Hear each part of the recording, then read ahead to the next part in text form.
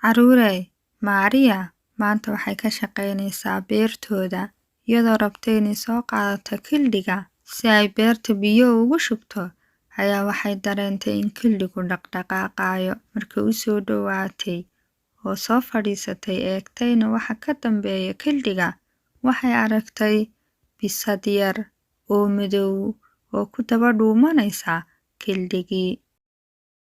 Maria way ku faraxday bisadii yareed, waayo bisadaha aad ayay u jeceshahay.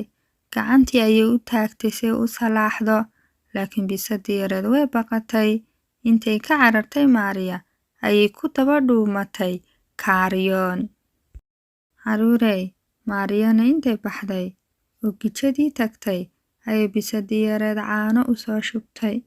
Waxay ku fikirtay inay gaajoonayso bisada yari, maadaama bisaduhu caanaha jecel yihiin, caano ayay u soo wadaa. Bisadii yareed oo kaaryoonkii ka soo hoos baxday kuna ciyaaraysa beerta midhihii ka soo baxay ayay Maria aragtay. Intay u dhowaatay ay caanihii u dhigtay.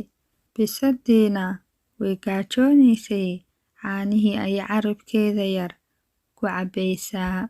Bisadii hadda way ku kalsoonaatay Maria oo kama baqanayso.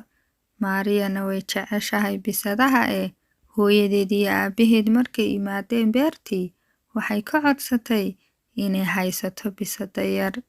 Maria hooyadeedna waxay ugu jawaabtay, haddii aanay cidi lahayn bisada waad haysan kartaa, laakiin haddii dadkii lahaa soo raadiyaan waa inaynu u calinaa.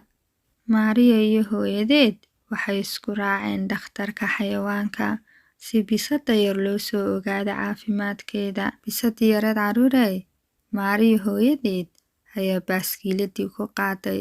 Seeladii yar inta loogu xidhay baaskiilada oo bustana loo saaray ayaa lagu wadaa. Mariana way daba socotaa iyadoo iyaduna wadata baaskiiladeedii yareyd.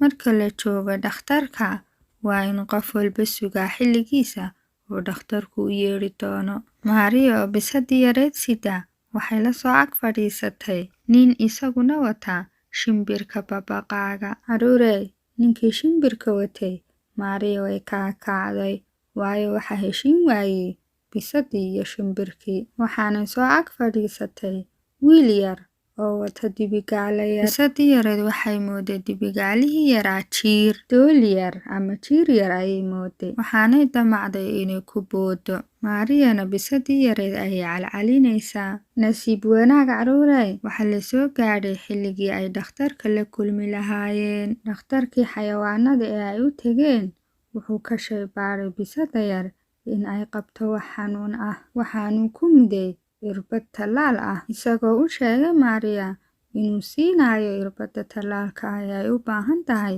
sida kalena ay caafimaad qabto. Bisada yari.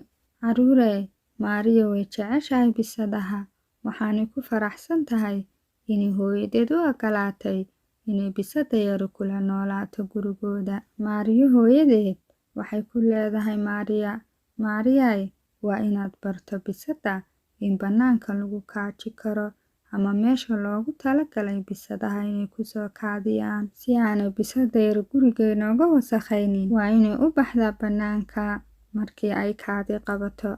Maria hooyadeed albaabka ayay uga samaysay meel yar oo bisadu ka bixi karto markii ay bannaanka u baahan tahay inay u baxdo, kana soo geli karto markii ay u baahan tahay guriga inay soo gasho.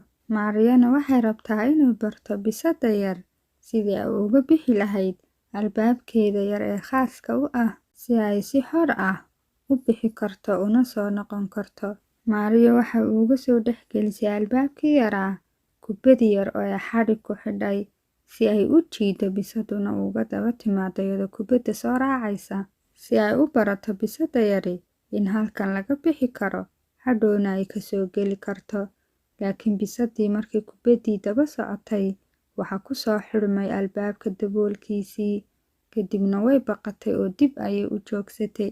Caruurey, bisadii yareed waxay ku hoos dhuumatay kursiga fadhiga hoostiisa. Albaabkii yaraa markuu ku dhacay, baqdintii ay ka qaaday way dhuumatay, maadaama ay ahayd bisad yaroo duurjoog ah oon aqoonin albaabada yaryar way cabsatay.